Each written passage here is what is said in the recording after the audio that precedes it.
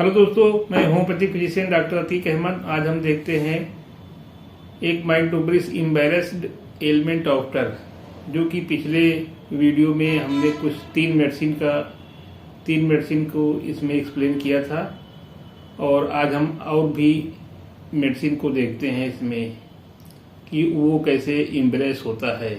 तो इसमें एक मेडिसिन आज है, जैसे इग्नेशिया मेडिसिन है। तो देखते हैं कि इग्नेशिया मेडिसिन में किस तरीके से इम्बैरेस्ड होते हैं इग्नेशिया के पेशेंट। तो इग्नेशिया की अगर पर्सनालिटी हम देखें तो इग्नेशिया में होता क्या है कि टेकिंग रिस्पॉन्सिबिलिटी टू सीरियसली, यानी इग्नेशिया की पर्सनालिटी अपनी रिस्पॉन्सिबिलिटी को बहुत जिम्मेदारी से करता है, अपनी रिस्पॉन्सिबिलिटी को बहुत जिम्मेदारी से निभाता है इग्नेशिया का पेशेंट। यानी जो भी काम उसको मिलेगा, जो भी उसकी जिम्मेदारी होगी, अपनी जिम्मेदारी को बहुत अच्छे तरीके से करता है, और उसकी जो ड्यूटी होती है, ड्यूटी भी बहुत अच्छी तरीके से वो करना जानता है, बहुत अच्छी तरीके से करता है। इसके लिए रुब्रिक्स है duty too much sense of duty, यानी अपनी ड्यूटी को भी वो बहुत बखूबी निभाता है। और मोरल इम्प्रेशन के प्रति जो है सेंसिटिव होता है इग्नेशिया, यानी उसकी नैतिक जिम्मेदारी क्या है, सोशल में, समाज में, सोसाइटी में उसकी क्या रिस्पॉन्सिबिलिटी है, उसकी क्या जिम्मेदारी होती है, वो अच्छे से निभाता है। और इनजस्टिस कैन नॉट सपोर्ट, तो इग्नेशिया पर्सनालिटी में इनजस्टिस कैन नॉट सपोर्ट ये रुब्रिक्स होती है, यानी इनजस्टिस को सपोर्ट नहीं करता, इनजस्टिस को वो सपोर्ट नहीं करता। वो चाहे किसी दूसरे के ऊपर इनजस्टिस हो रहा हो या अपने ऊपर इनजस्टिस हो रहा है, वो बिल्कुल उसको सपोर्ट नहीं करता। वो बिल्कुल अगर कहीं पे भी गलत हो रहा है तो वो खड़ा हो जाता है, वो बोलेगा, भले वो कमज़ोर है फिर भी वो हिम्मत करता है, बोलता है, पीछे नहीं हटता है, डटा रहता है। तो इसमें जो है इग्नेशिया के केस में ऑडेसिटी भी होती है। इग्नेशिया का पेशेंट करेजियस होता है, हिम्मती होता है। कभी कभी लोग जो है अपने लिए बोलते हैं, औरों के लिए नहीं बोलते हैं, यानी दूसरों के ऊपर अगर कोई जुल्म हो रहा है तो वहाँ नहीं बोलते हैं। लेकिन इग्नेशिया की पर्सनालिटी ऐसी होती है ये कि करेजियस होता है।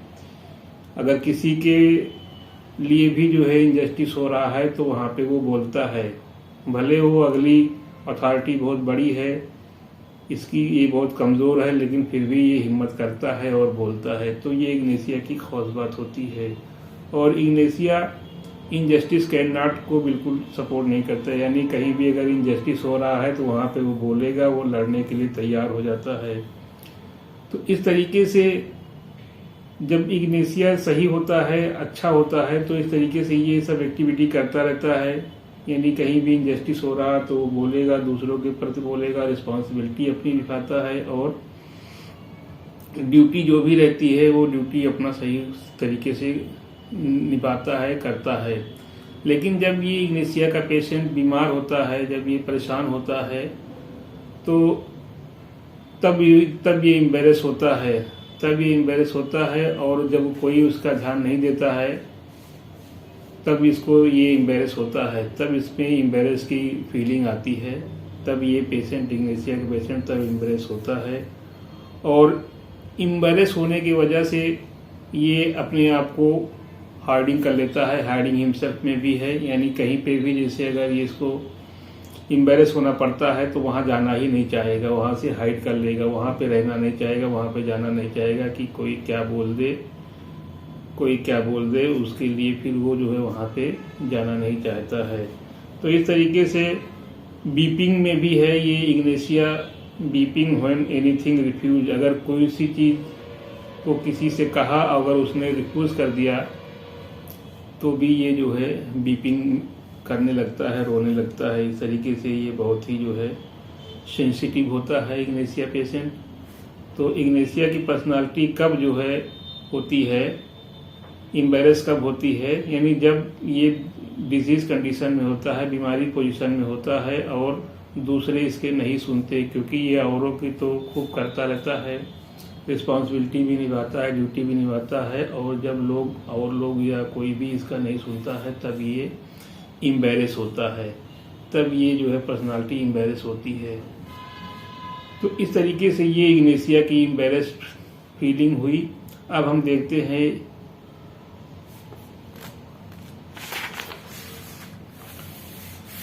अब हम देखते हैं कि सीपिया की पर्सनालिटी किस तरीके से एम्बैरेस होती है। तो सीपिया की पर्सनालिटी ऐसी होती है कि वो अपनी फैमिली के लिए, अपने परिवार के लिए जो है खूब करता रहता है और इसकी फैमिली ही पूरा, इसका पूरा परिवार ही इसकी पूरी दुनिया होती है। सीपिया में ख़ास बात यह है कि इसका फैमिली ही इसकी पूरी दुनिया होती है और ये अपने फैमिली के लिए खूब करता रहता है। तो माइंड डुब्रिस है इंडस्ट्रियस मानिया फॉर वर्क, यानी बहुत ही मेहनती होता है, बहुत करता रहता है, अपने घर परिवार के लिए करता रहता है। Careful of domestic affairs about, यानी अपने डोमेस्टिक अफेयर्स में किसी का जैसे घर में है तो बच्चों का टिफिन, बच्चों का खाना पीना, घर में और लोग हैं उनको खाना पीना, उनका बिस्तर सही करना, उनका मतलब वो सुबह से लेके रात तक पूरा जो है इसी में उसकी जो है दिनचर्या बीत जाती है। सुबह से शाम तक ये करती रहती है, खूब डांसिंग एमएल में है, यानी ये इसको करती रहती है और काम करने में इसको मज़ा आता है। तो जितने भी काम करती रहती है, जितनी भी काम रहती है वो करती रहती है और काम करने में उसको मज़ा आता है, मन लगा के काम करती है। और सीपीए की पर्सनालिटी ये होती है कि जैसे कोई सीपीए की पर्सनालिटी है तो घर में एक एक काम वो सब करेगी, जब तक वो एक एक काम उसका हो नहीं जाता तब तक वो बैठेगी नहीं। तो एक माइंड डुब्रिस है rest can not rest when things are not in proper place, जब तक चीज़ें जहाँ पे होनी चाहिए वहाँ पे नहीं हो जाएंगी तब तक ये पर्सनालिटी बैठती नहीं है। ऑक्यूपेशन यानी अपने बिजनेस में, यानी उसका बिजनेस क्या होता है, वर्क होता है, डोमेस्टिक वर्क होता है, घरेलू काम होते हैं, किचन के काम, घर के काम, सारे काम, बच्चों के टिफिन, बच्चों का खाना पीना या और घर में जितने लोग हैं सबका देख रेख, ये बहुत ही बखूबी करना जानती है सीपिया।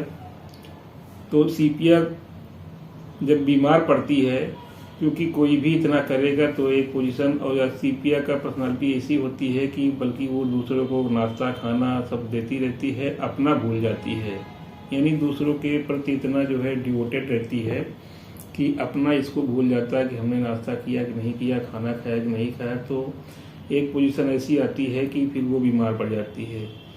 तो जब वो बीमार पड़ जाती है और फिर कोई अगर इसकी तरफ ध्यान नहीं दे रहा है तब ये एम्बैरेस फीलिंग उसकी होती है कि देखिए हमने जब तक तो सही थे, तब तक तो हमने लोगों के खूब दौड़ दौड़ के किए, अब कोई मेरा ध्यान देने वाला नहीं है। तो इस तरीके से सीपिया एम्बैरेस हो जाती है। जब वो बीमार पड़ती है तब उसको अच्छा नहीं लगता है, जब उसका कोई ध्यान नहीं देता है, उसकी कोई केयर नहीं करता है, क्योंकि उसको तो ये है कि हमने तो खूब दौड़ दौड़ के सबका किया है, अब कोई मेरा ध्यान नहीं दे रहा है। तो तब सीपिया के अंदर फिर वो एम्बैरेस फीलिंग होती है। अब देखते हैं हम पल्साटिला मेडिसिन में एम्बैरेस फीलिंग क्या होती है।